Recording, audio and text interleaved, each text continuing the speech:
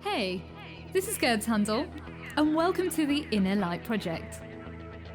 This show is for anyone who's wanting to lead a happier, healthier, and enlightened life. Create more self-love, inject more joy and abundance into their daily life. Join me for inspiring interviews and spiritual topics so you can shine your inner light. Hello and welcome to the Inner Light Project. My name is Gerd Handel, and today I want to share with you somebody who is helping people to heal their ancestral money trauma so they can finally unlock their inner money guru and thrive in their life. Vangile Makwakwa is an emotional intelligence and financial behavior expert. She is the author of Heat, Mind and Money, using emotional intelligence for financial success. Hi, Vangile. I'm so grateful to have you on the show, and thank you for joining us today. Thank you so much for having me, Gerd. It's so lovely to be here. Oh, bless you. I'm just really excited just from the conversation we've just had earlier. I know this is going to be a very powerful interview. I'm excited as well. The conversation, I feel like, oh my gosh, that conversation could have been recorded as well. True. I was thinking that as well. Oh, bless you. Oh, gosh. So I just want to go back to your life before. So you've been on this amazing journey of helping people to really come back home to their money traumas and really take power of their money. But what was your life like before you became the founder of Wealthy Money? Oh my gosh. I became the founder of Wealthy Money because my life was a hot mess. So before I started Wealthy Money, I really struggled. Actually, I started Wealthy Money after even working through this, but the very first time I struggled with money. So I just finished my MBA program in the US. I'd been traveling, I'd been using credit cards to travel. Before that, I had graduated with a finance degree from the University of Cape Town. Then I moved to Boston in the middle of my travels to go do my MBA. And my entire idea for doing my MBA was really a financial one. Was that, you know what, I've done the travel thing. I'm just tired of always stressing about money and using credit cards. And I was already in credit card debt. And I was 25 at the time. And I was like, man, I've seen all these countries, and I've lived in all these countries. At the time, I'd been traveling straight for about 3 years. And I was like, I need to make real money so that I can keep traveling or building a life, you know? So off I go, I do this MBA, and the weirdest thing happened. Like, as soon as I graduated, it was like my mind flipped a switch and I started having panic attacks with money. So every time I would manage money or hold money or go to the ATM to withdraw money, I would have these panic attacks, you know? Wow. It was so frustrating. And eventually, I always share the story about the height of my panic attacks when I realized this cannot go on. This can't be my life. I was on my way to a Bank of America ATM. I was living in, I would go to Haymarket. That was before I even moved to Haymarket. I loved that neighborhood.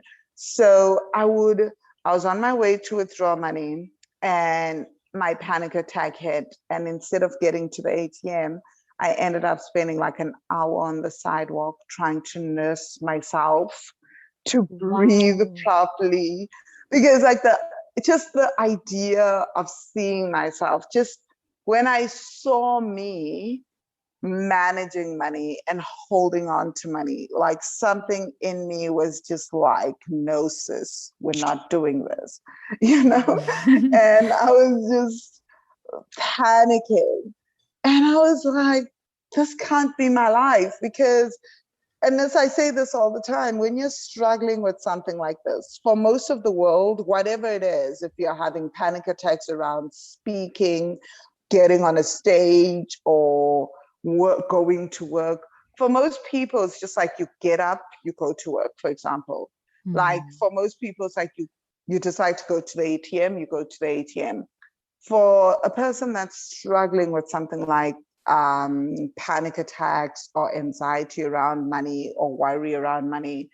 Everything it can take the whole day. Your whole 24 hours in the day can revolve around going to do that one action, going to the ATM, sending out an invoice. So anything around money would take me hours. Like the mental work just to get that one activity done was insane for me.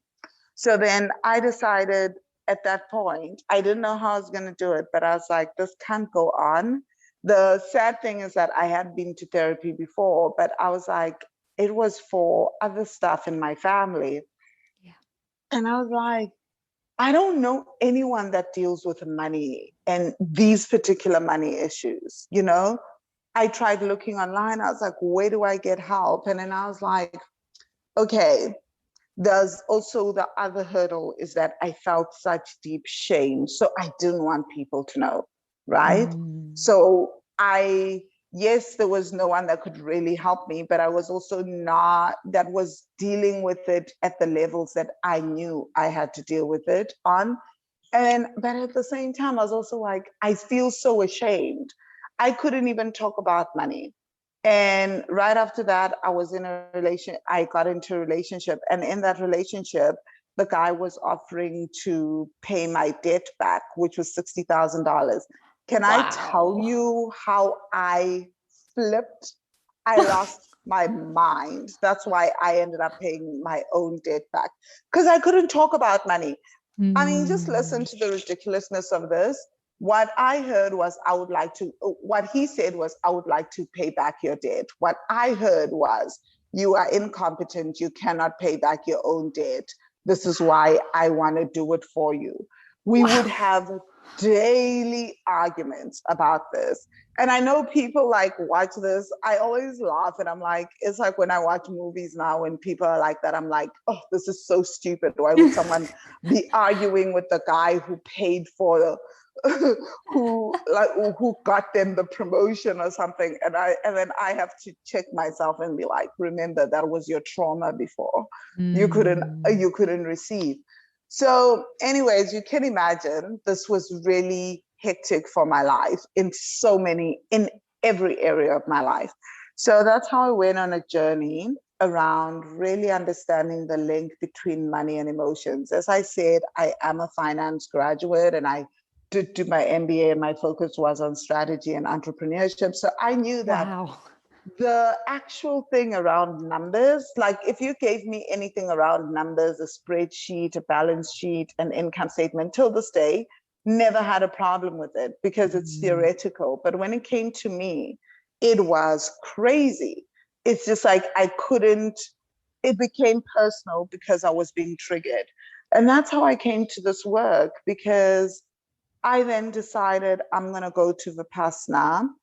And when I was at Vipassana, I stayed, you do 10 days of silence, right? And you meditate. And I was able to see how in those 10 days, nothing was happening financially. Nobody was asking me to pay for things. Nobody was asking me to go to the ATM, nothing. Everything was catered for me. And yet, what I was able to see, because at Vipassana, they talk about like how you meditate to see the habit pattern of the mind.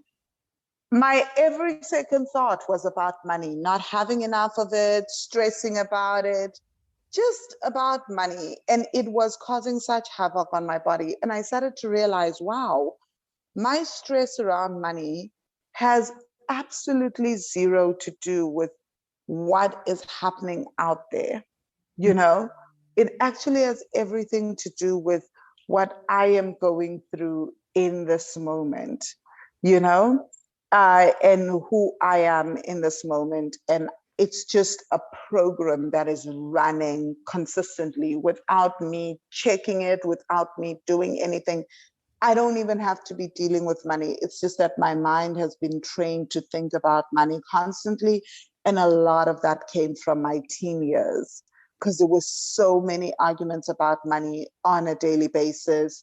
In my family, my mom had lost a job. My mom had gone from making lots and lots of money to the point where she didn't even know when she got paid with her salary, because she had her businesses were making her so much money, to giving up her businesses because she didn't want to take care of the family anymore, giving them to my uncle. So there's a little bit of the patriarchy in there. Wow. My mom, who's such a staunch feminist, but my uncle had studied in Germany, came back from exile after Nelson Mandela was released from prison. And he was able to then come back as a freedom fighter into South Africa. And my mom was like, he studied in the West. And if you think about how people are educated in apartheid South Africa, it was like, Western education is best, so he'll take my businesses a step further.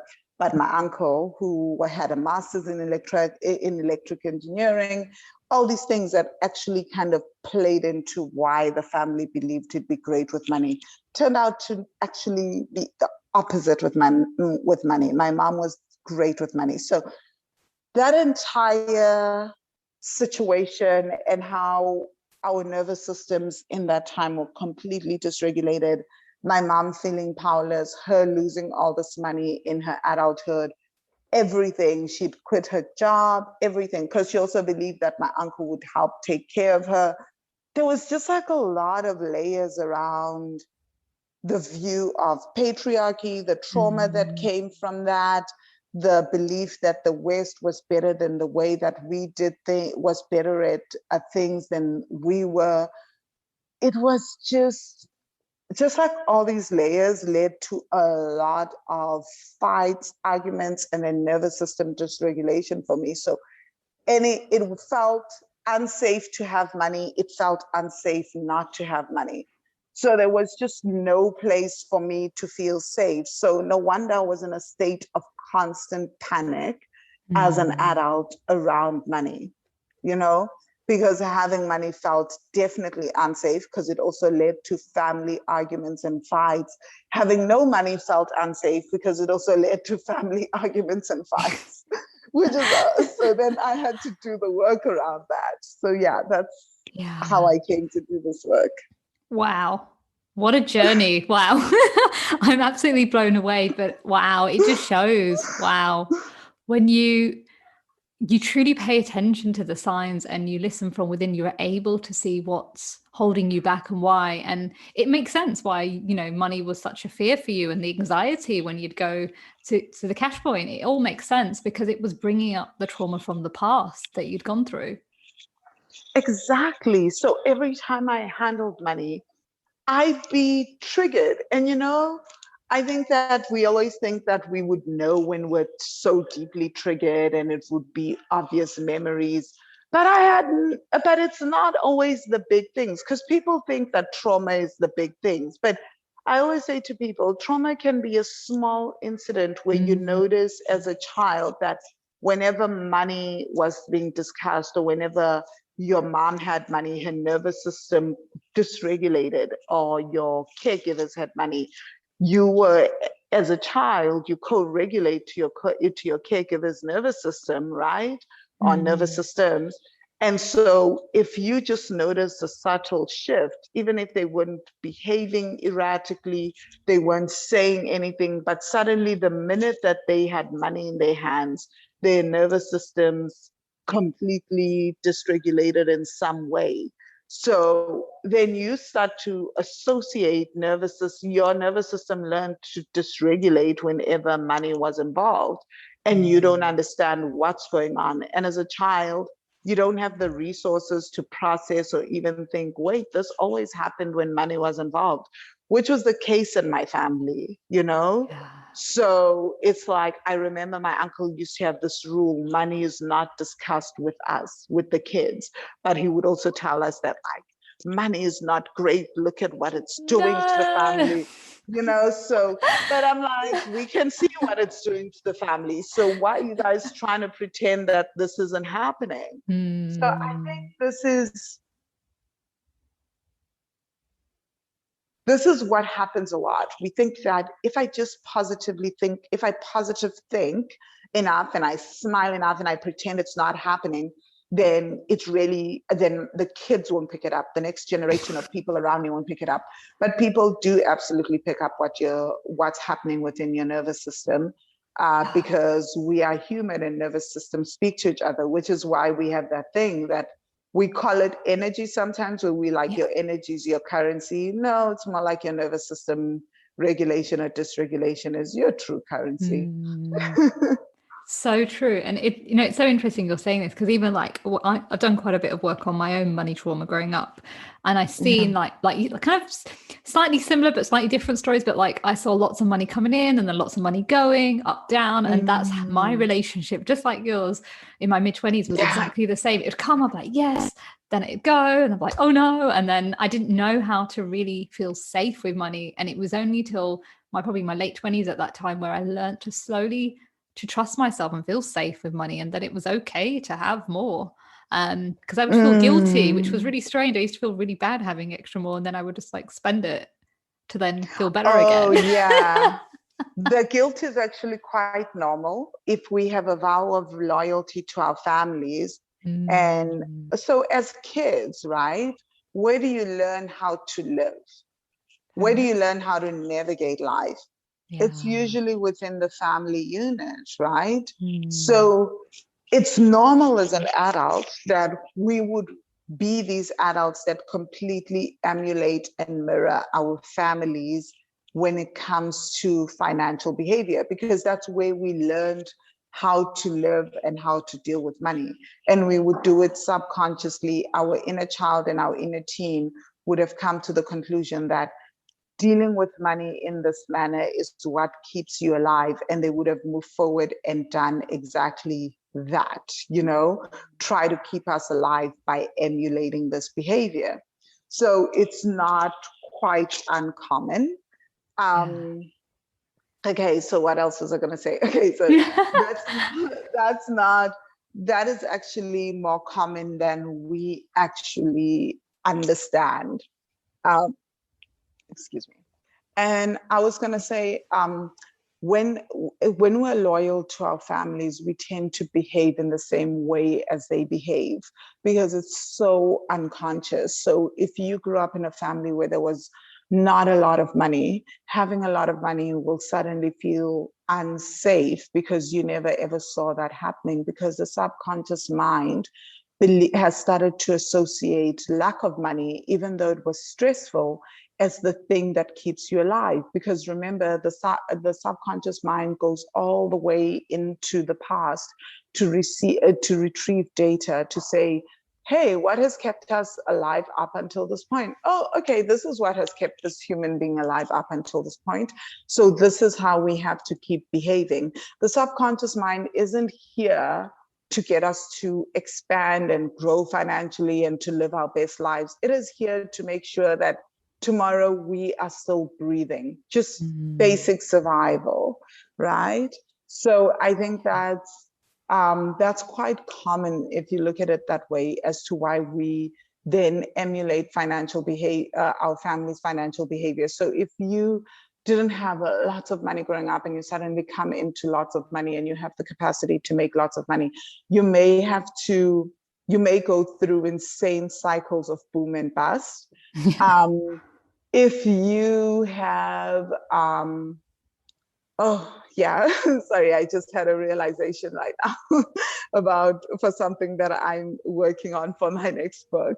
So if you have you'll have booms and busts. But if you also grew up in a family where you watched your parents go through cycles of feast and famine, you will experience that, which is actually my story. Like I grew up in a family where like people made insane amounts of money and also found insane ways to blow up that money, like where people can have like lots and lots of money in one go, and then like really get rid of lots and lots of money in like a matter of a week or two.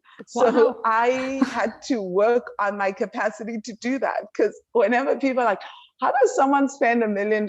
I'm like, like I could think of ways, like I'm sure there are ways. How does someone spend that in like 2-3 weeks? I'm like, oh yeah, no, I'm pretty sure there are ways to do that.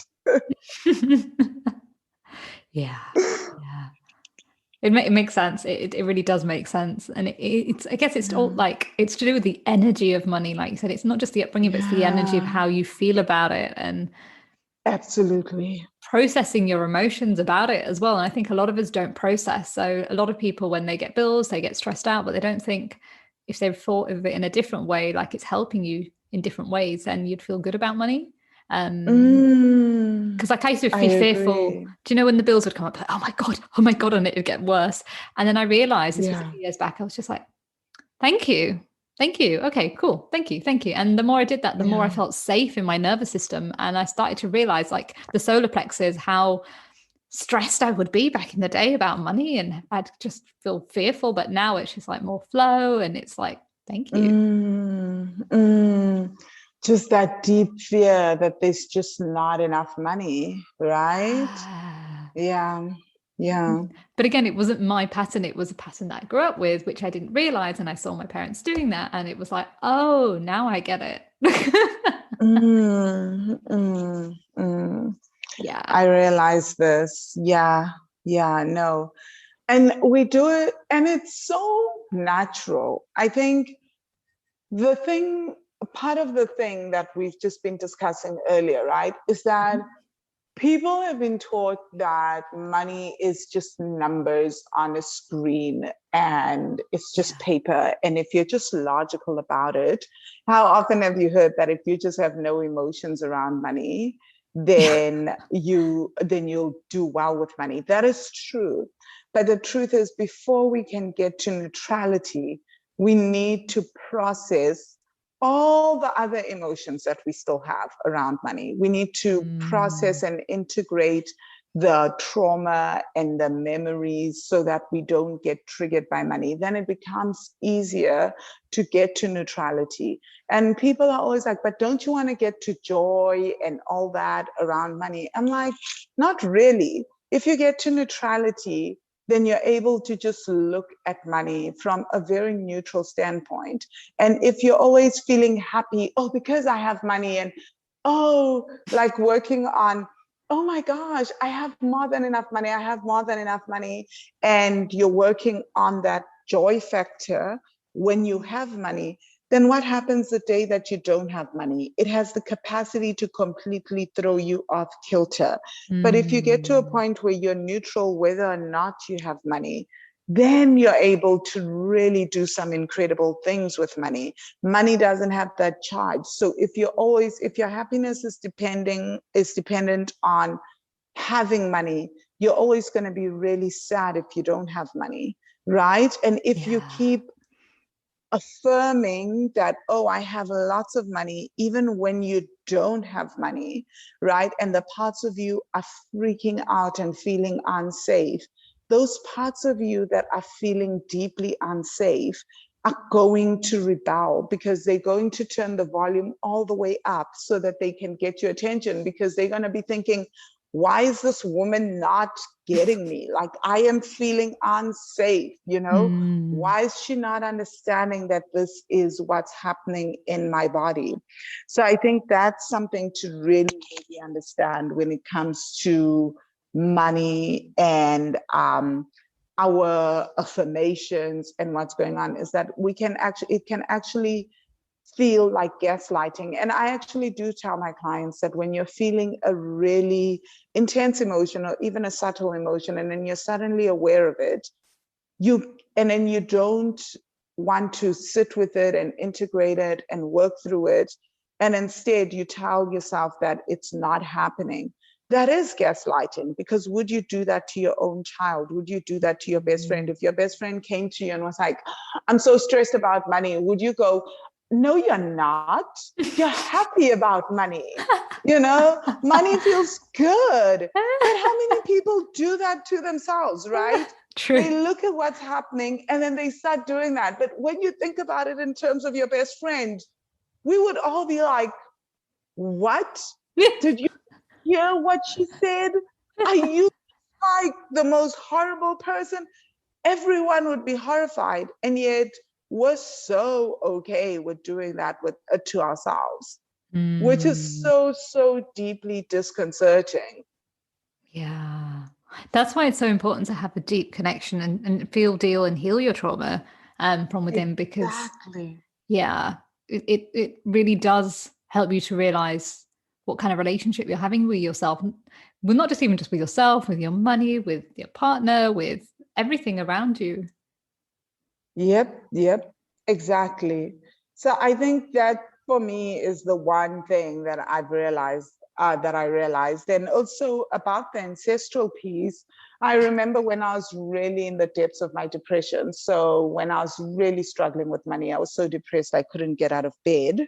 Wow. It really, really was a time for me for about 2 years. Because by this point, when I was dealing with the depression, I think it was also more exacerbated by the point that now I've realized that I've now accepted that I have these panic attacks, but I don't know where to start. But then the shame of it, the shame of realizing that you're dealing with the panic attacks, and then realizing that you've got this education and your parents have spent so much to help you get here, and Yeah. everyone around me just seemed to be doing so well financially. I truly believed I was the only one in the world that had money issues. I truly did. And I can't explain to people, like, I thought me and my family were the only people that struggled with money issues. And I think a huge part of that was because everyone in the world was walking around looking so put together when Yeah. I was falling apart. And now, obviously, as I do the work that I do, I'm like, oh my gosh, everyone has money issues. Like Yeah. trust fund kids have money issues. Yeah. Like I'm just like, wow.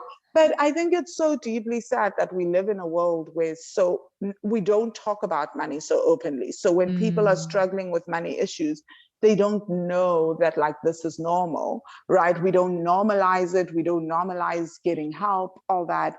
So a friend of mine actually asked me, is this you come from a family of shamans, so don't you think that part of your issues around money are not just yours alone? So maybe this depression is not yours, just solely yours, so maybe a part of it is yours, but not every part of it is yours. Oh my gosh, like, can I tell you how life-changing that was? Yeah. Because as soon as he said that, I was like, yes, of course I'm from this family.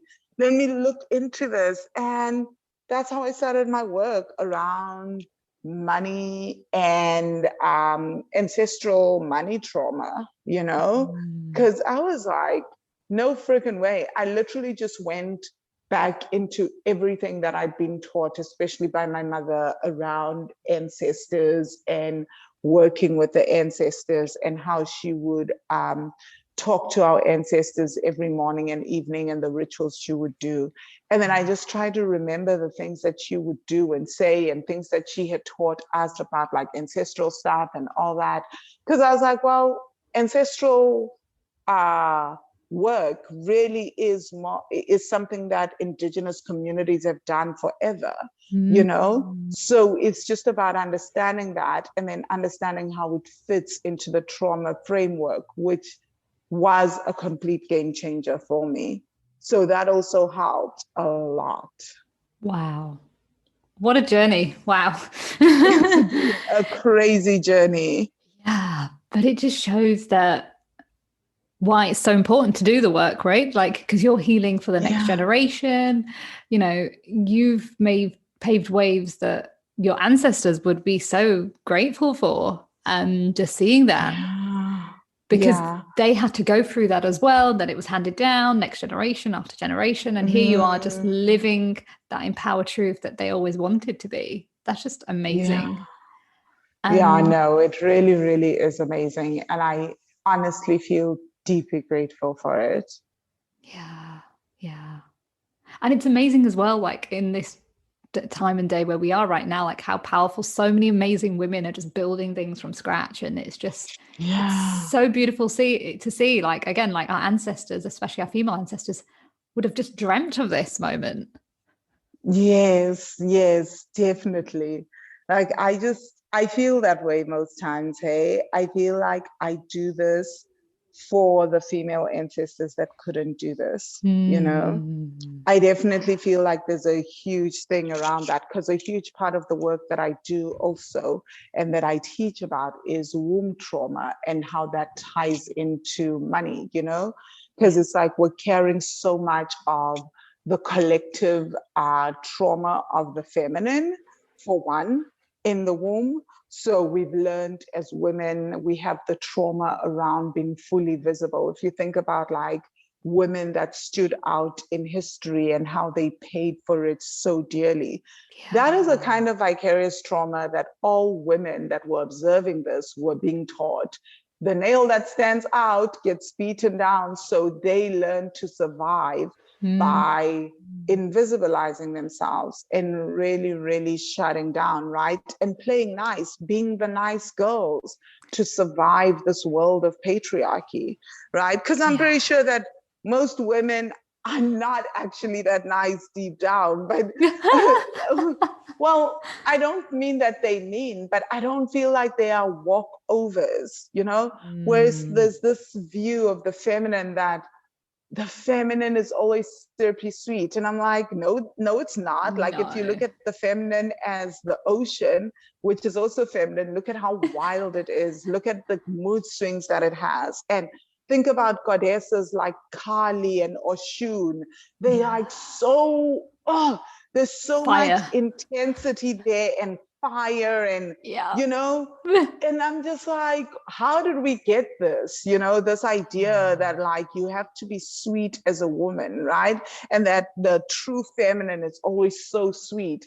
But I realized that a huge part of that comes from our trauma living in the system of patriarchy, right?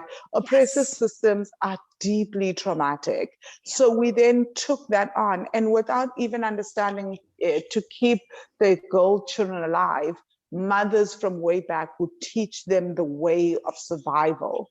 Don't stand out, be this. When he says this, don't do that, you know, agree with him, all that. So it wasn't because they were just doing that just to be, because they fully bought into the system. I also believe that a lot of it was, yes, they bought into the system because to fight it was scary, but this is how they this is how they learned to survive. And they wanted their daughters alive.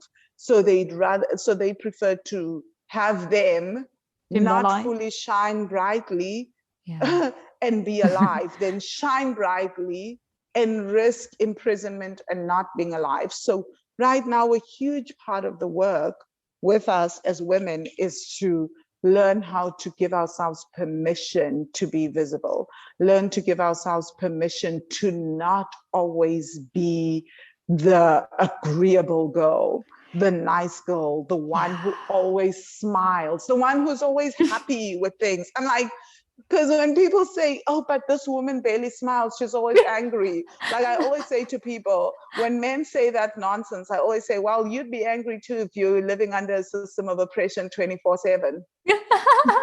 It's like you also wouldn't see a reason to smile when you're constantly having to fight to earn equal amounts of money to a man. If you can't walk around at night, you know, I'm just like, you'd start to have problems as well. So you would not be happy, you know? And that usually like makes a lot of men just go like, what's your problem? It's because maybe the system is. Yeah. But it's because they're not women. They don't know how it feels, what we go through and the pain that we feel, and not just for ourselves, but like our female ancestors going back. And exactly, they don't have that connection to understand it. And it's so interesting you're talking about this, because this is the work that I do with my clients, and it's just so fascinating what you're saying, because it is all about visibility. We were taught to be invisible, and for so long we shut our emotions down, we be a people pleaser, we sacrifice, and a lot of it's to do with our cultures as well. So I come from an Indian culture, and you know, you put on a good show, you smile in front of the community, everything is perfect, but inside there's so much turmoil. And that's where I got to at the age of 25 at that time, back in 2012, was I looked amazing on paper, amazing job, career, life, everything going well. But I was so sad from within. I was so depressed and anxious. I wasn't living my truth. And when I started doing the inner work, oh my God, people didn't like it. The voice came out. People won't. Yeah, just like, she's changed. What's wrong with her? Oh, she's got so much attitude. And it was like, no, I'm speaking up. I'm holding boundaries. I'm trusting myself for the first time ever. And, it changed my circles a lot. But also I realized, even with my clients as well, when we talk about these things and what they're going through and where it stems from, the ancestor side as well, there were powerful goddesses and religious people, women who were so brave, like especially in the religion I grew up. So I grew up in Sikhism. There were warrior women fighting. And that's what I knew about, a little bit about growing up. But there was all these warrior queens. And suddenly we're told to be equal in this background that I grew up. But then we're told to people please. It was so conflicting. So one minute you want to be like this powerhouse, and the next minute, oh no, I need to do my light to make sure everybody is okay with how I am. So there's a lot of people out there, with a lot of conflicting energy. Like they know, like in their history, there might have been like goddesses, or like, the Egyptian times, they know all this history, but somewhere in the middle, some patriarchy system created this fear within us and created us to lose our power. But actually we held so much power before, and it's coming back to that. Yeah, exactly. Right. So I feel like that is so true. And I think I kind of like saw this play out even with my own mother, right? Like my mom is so feminist, she's such a feminist. My grandmother too, my grandmothers were too, both of them. Like my dad is like, his whole life has been surrounded by strong women, so he can't even imagine the idea of like telling a woman what to do, And so growing up, I was surrounded by all these incredible women. But what I also saw was how in their romantic relationships, except my mother is like a breed of her own, I promise you. Love it. I saw a lot of women around me just believe that to get love from their husbands or their boyfriends, these really incredibly strong women, they have to minimize themselves and make their partner feel strong. They have to behave in a different manner so that they are invisible, so their partner could feel bigger than they were. Which is deeply, deeply distressing. I feel like saying it's fucked up. It is. I'm going to be real. It's fucked up. It really is completely fucked up, So I feel like I observed that growing up. I saw that growing up, and it was deeply, deeply fucked up, completely fucked up. And so, for me, that was like a big thing that I observed growing up. So it was, the messaging that I got was, you get to be strong and visible and feminist, but you also have to dim yourself to make others feel bigger than they are, to make others feel comfortable with you.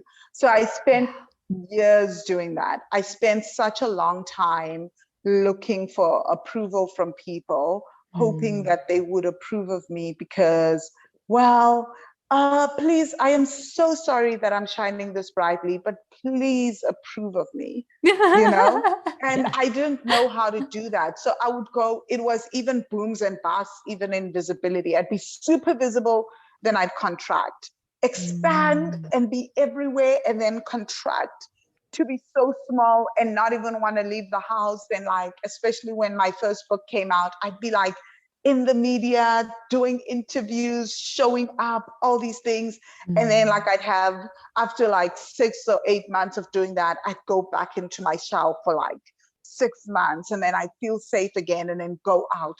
Why? Because it was just like, I need to, if I keep growing and I keep becoming this visible, then I'm not palatable. Then people don't know what to do with me, and I need to be liked. And this is how I learned how to survive, right? Yeah.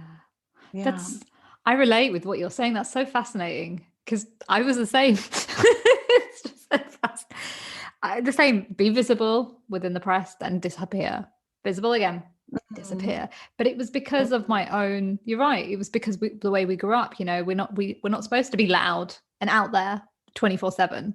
We've got to tame it down a bit, make sure everyone else is on the same page, and then come back and then tame it. And it took a long time to realize that it's okay to shine my light brightly. It's okay to accept that this is who I am and this is my inner power. And if someone has a problem with it, that's their issue. It's nothing to do with me. It's their own trauma that is triggering them.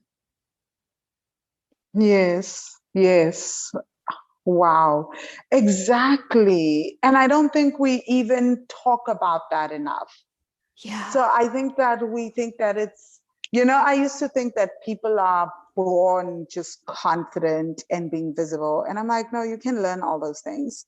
As you work through your trauma, you give yourself permission to shine brightly and be fully in your power and all of those things, Yeah, I just want to share with you something actually, just before there's something else I want to ask you. But it's fascinating you're saying that, because so I used to be a journalist. So I was in the journalism Oh, world. wow. Yeah, and I was all about being visible, right? So journalism, visible, showing up. And then when I left that world, because I realized it was so negative for me and I was always around negative news 24/7, Oh, yeah. it was draining. It was a draining, and it was holding Yeah. me back, and I didn't feel free. And when I did leave, later on, I set up a business later, a few years later, but I was scared to be visible, which is interesting now talking about it with you. And it took me a long time to be like, this is me. It's okay to be out there. And it's just fascinating that it was okay being visible in a system that was controlled, but I was afraid to be visible on my own terms. That makes all the sense in the world, though. Because if you think about it, isn't it kind of this small similarities around, let's say, when someone is like at the top of their career, they're visible within a company and they're holding a C-suite position, COO or something, and then they have to go start their own business. Being visible in that area suddenly like freaks them out, and they find that they can't show up in the same way. Maybe they were a marketing genius in the corporate space and they could do that, but when they have to do it for themselves, they can't do it. It's almost like the imposter Right? syndrome comes out. Yeah, it's almost like that. But also, you know why? Because it's personal now. Before you could be visible, True. but if you were within a system and you had the tribe, you belonged to a tribe, which was the journalism tribe, right? Now, when you have to go off and do your own thing, you're on your own, you have to be visible, and it's just you. You're responsible for that. And it's no longer that you've got the tribe behind you that would back you up. So this is really, really a big thing for us, because as humans, we are tribal creatures, And so and for most of us that come from collective societies, we are still learning how to do this individual thing, how to straddle individualism and collectivism. And I do not believe in pure individualism, because again, as I said, humans are very tribal creatures, right? And so it's about learning how do we still live our own path and still exist within the tribe, which there were no tools even in the old days, in the Stone Age era.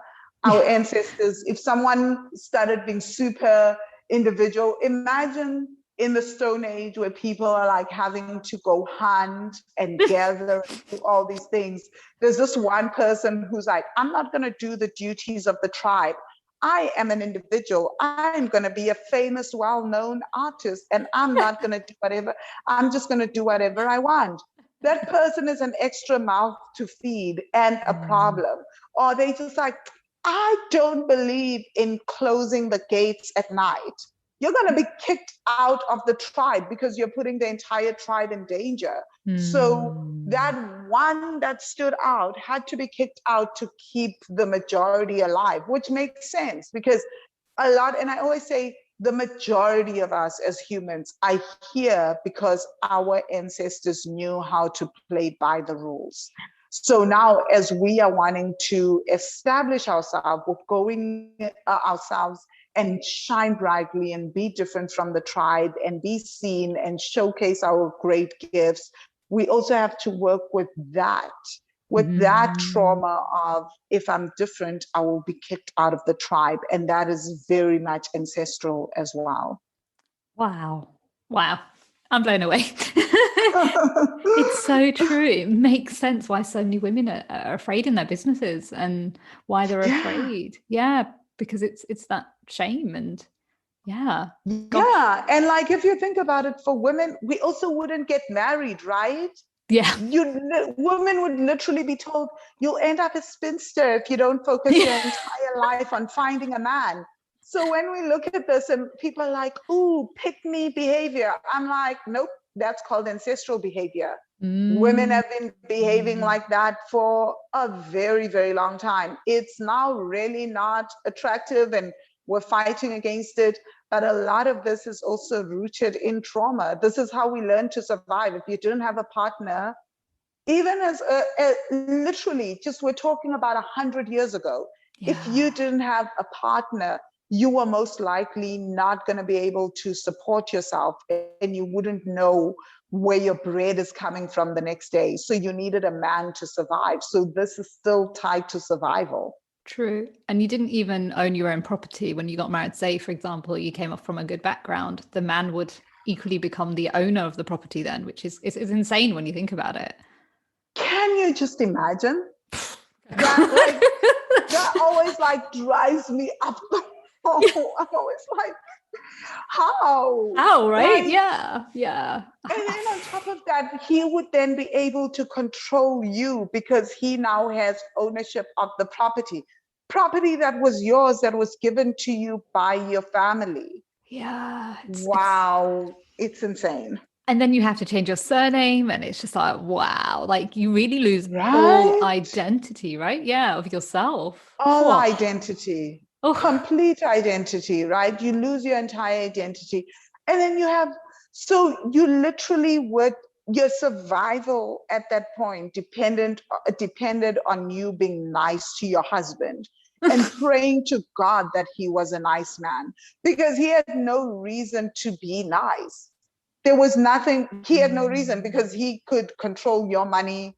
He had like all the things, right? He had complete power. And when you think about it, how does a relationship where one person who has the majority of the power and the other has almost no power survive? How does that survive?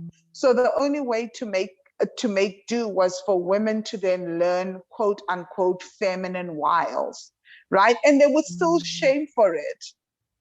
That's why we hear this word compromise all the time, right? A woman must compromise. Yes. Ugh, yuck. But I mean, have you not compromised enough already? Exactly.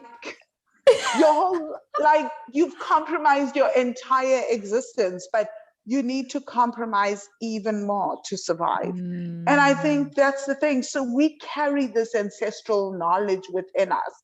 And it's not even the true knowledge, right? Because I always say to people, this is recent ancestral history for women, because before then, women always knew who they were. So as we start to integrate this recent trauma, we'll eventually get to the point where we start to remember who we truly are as women, who our female ancestors before oppression truly and really were, and all that knowledge will come to the surface and we'll be able to embody that. But for now, we need to work through this trauma because it's so visceral, it's so in our faces, and we still live under the same system of oppression. Yes, we've had some wins, and yes, there's still like a very long way to go. Very long way. Very, very, very long way. Such a long way. I'm just looking at the time. We've got a few questions left. Wow, we could be here for hours. I can see it. I love it. I love it too. Oh, bless. Gosh, yeah. So I'd love you to just tell the listeners about can you tell us about the Money Magic course? Yes. So My course, the Money Magic course, is a course that I developed that helps people heal ancestral money trauma. So we work on saving, debt, and increasing your income, creating a consistent stream of income, and scaling your business. But the core part of the work is focused on trauma. There are practical parts to this, but it's all focused on healing money trauma. You don't do the course because trauma is layered. So everyone does the course in a different way. So what I love about the course is before or when you sign up for the course, you have 2 coaching sessions with my trainee coach, also client onboarding specialist.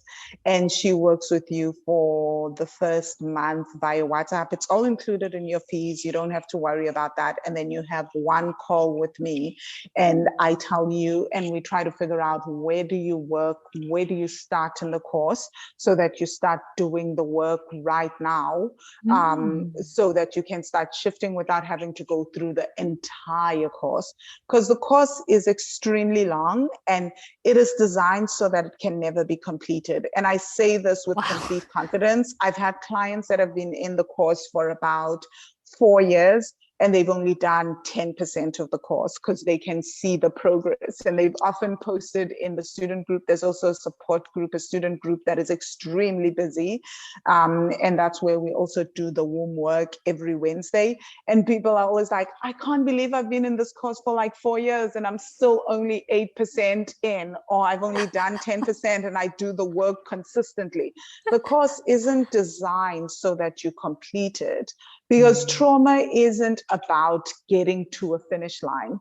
Yeah. You can still have a breakthrough just by doing like 1% of the work. But if you are doing the work that is really the key work, that you're working on the root cause. And sometimes that may take a year just to work on one particular issue, because you keep going deeper and deeper and you're unraveling, and then you're going into the ancestral plane and you're doing more work on that. And then you're going into past lives and you're doing more work on that. So the work is extremely powerful. So yeah, that's the Money Magic course. Did you want me to also share the pricing and how it works? Yeah, go for it. I openly share. Yeah. So the course is $8,888 once off, or else you have 2 payment plans, a 20-month payment plan, which is $444 per month for 20 months, or 10 months, $888 for 10 months. And usually it's closed for registration, but people can get on the waiting list by just going to wealthy-money.com/money magic. Again, wealthy-money.com/money magic. When you are on the waiting list, you will get, you're automatically added into my free 7-day training course, where it's called the 7-day training course around tapping into ancestral money wisdom. So you start learning how you can, there's meditations in there as well, and practical exercises on how you can start creating income in a way that is aligned with your ancestral gifts and the gifts of your bloodline. And you'll also be told how to sign up for the course if it's closed for registration, which is usually you're just given a link to have a conversation with my trainee coach, and she'll tell you about the course and answer all your questions. There's also a video at the end of the training on day 7, taking you into the behind the scenes of the Money Magic course, telling you more about the Money Magic course. But the 7-day training is really great because it gives you an idea of what to expect with my work, because a lot of people think they know what goes on in trauma work and all that. And I'm like, no, my work is nothing like what you've experienced before. So you need to kind of like train a bit and then get into the work, and it will help you. I love it. I hear you 100%. Yeah. That's amazing. And I will definitely be adding links on the show notes about this, and we'll put them in there. I've got 2 more questions. What are your 5 top tips for someone who wants to be debt free but they don't really know where to start? Love this question because this was me years ago. So first things first is to look at your bank account for 5 minutes a day and just spend 5 minutes a day looking at your bank accounts, then shut it down. I'm assuming you'll be doing internet, right? And then just spend 5 minutes focusing on your breathing, noticing the thoughts in your head. Do not try to change your breath. Don't try to control your breathing in any way. Don't try to change your thoughts. Just become an observer. And what you're doing in that case is you're retraining the amygdala, the reptilian part of the brain, but also the oldest part of the brain, to then stop reacting emotionally to money. You're starting to just be able to observe without reaction, and you're training the brain to stop reacting to money every time it sees anything to do with money, right? And then the next thing is, once you start feeling a bit calmer, is to list all your debts on paper, right? So do it from the smallest to the largest. So, and once you've done that, I would say start paying off. The third step is start paying off the smallest debt. So add an extra, if you can, double your payment to the smallest debt. Get it off the list and then cross it off, right? And then do that and then all the money that you were paying for the smallest debt, put it towards the next debt and then pay that off. And then do the same thing with the next debt until you have just like one or two big debts left, and then focus all the money that you were using to pay off all the other debts. Use it to now pay more than the bare minimum for the largest debt. I promise you, you're going to knock off that debt so much quicker. And then the fourth one is to also negotiate with your creditors. You will be shocked how many people are willing to give you a discount if you're willing to pay everything off all at once. If you have been bad at paying something, or it's going to take you 20 something years to pay off a debt, if you call up a creditor and you say, can I please pay this off in today, and I will give you X amount for it, most creditors are going to say yes. Most people that you owe, or institutions you owe, are going to say yes. And if you ask for a discount, they'll say yes. Why? Because in the long term, they're having to contend with inflation, they're having to contend with uncertainty about the currency, etc. So they're most likely to give you a discount and let you pay it off in bulk. So if you can do that, that's great. And then the fifth one that we very rarely think about, the fifth step, is at the same time as you're paying off your debt, have an emergency account, right? Put aside money for emergencies. I cannot stress this enough.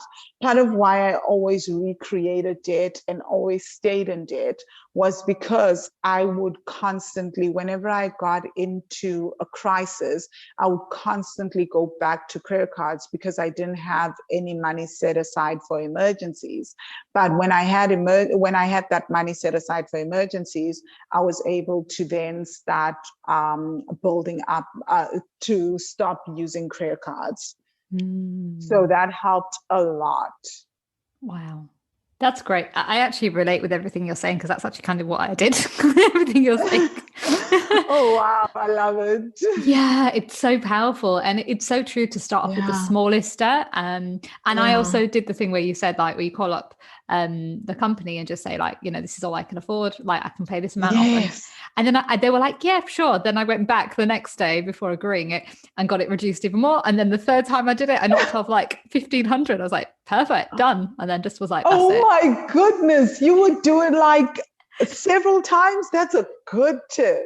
I just thought, let me test it out. I read it in a book years ago and I thought, you know what, let me just try it. Because obviously I had fear with money, like, like yourself as well back in the day. Yeah. So I was already feeling uncomfortable having this conversation. But when I had that conversation, they were very calm about it. So then I thought, let me call again. Next day, did it again. Then a few days later, I thought, let me just wait. And I was like, I'll just get back to you. I just need to check that I've got enough. And I obviously had the money there, but I thought, let me just see if I can get a bit of a more discount. And then I did that and done. Oh my goodness.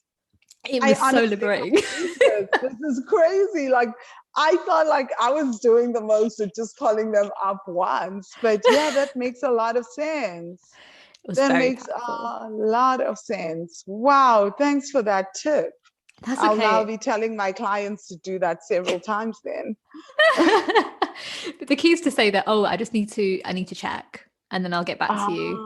Because Ah, if you say, right, I'll pay it now, then you've just agreed to that price. But then you're like, well, actually, I've just realized I might not have enough. So let me just get back to you the next day. Oh, actually, what if you did a reduced amount of this amount?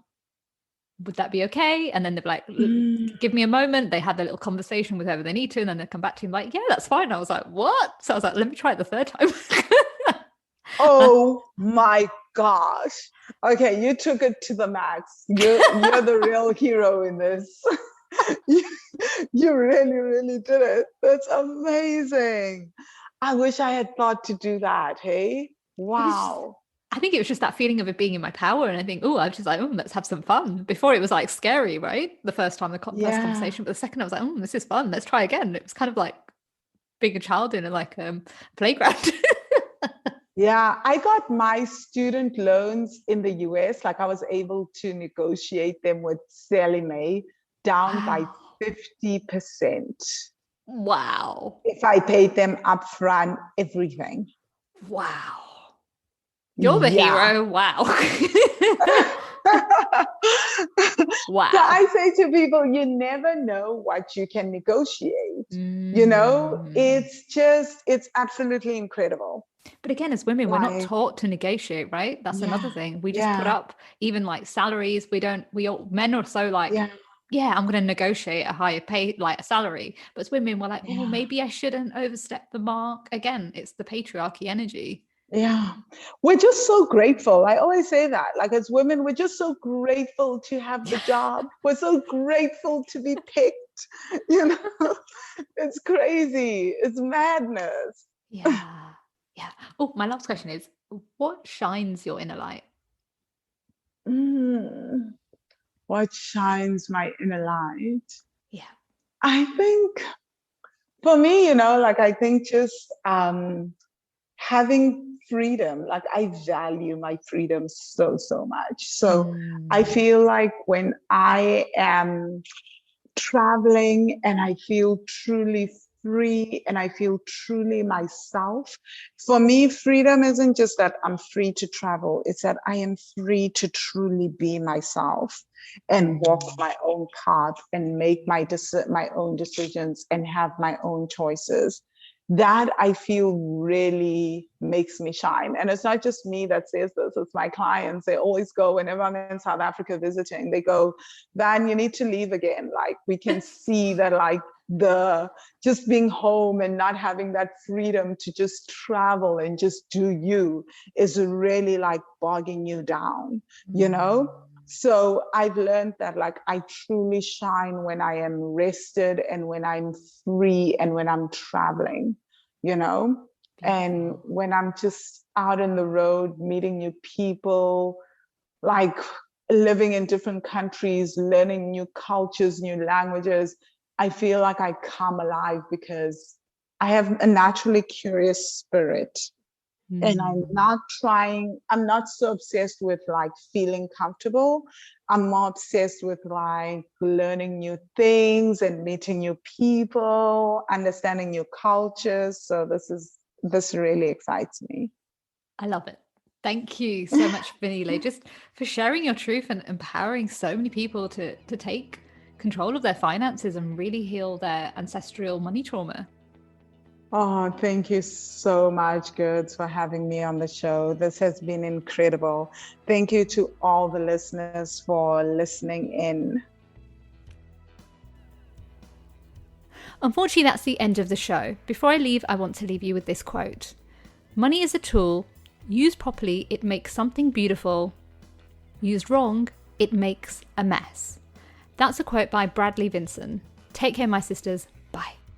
For more information about the show or how to trust your inner light, visit my new coaching program at gerdshandel.com. And remember, stay happy, stay healthy, stay lit.